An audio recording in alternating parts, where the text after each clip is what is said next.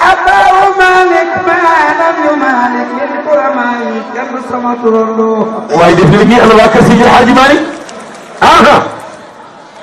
الحاج مالك من حاج مالك سما سنة متالك قدماء كم موضوع مالك أسد سما الحاج مالك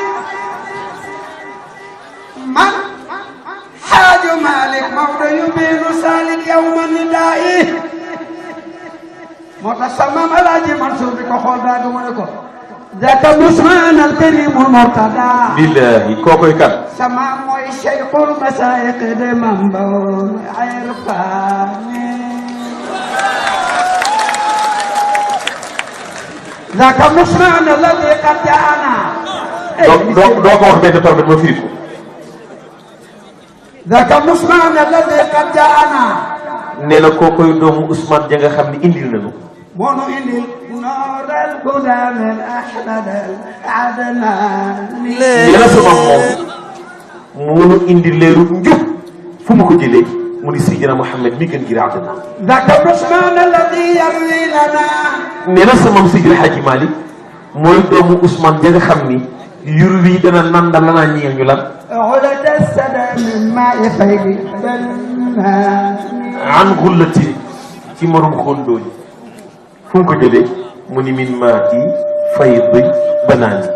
ذاك مسمان الذي ساد الورى neena kokoy doomu Ousmane ja nga xamni ciag na mi li fi بسياسة وسماحة وأمان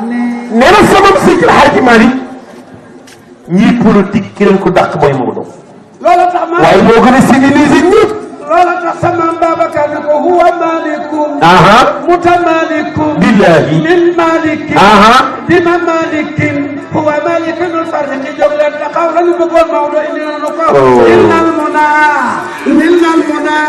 إن المنى لنا الوسيلة وقد فرقي كنا جخل خبطا مرامم خمنا نعمل نقول ضرب يا سيموي سيدات مالك موضوع مقدار جادة بمالك وكمالك كدار مر بمالك للمالك فاتم بكفة مالك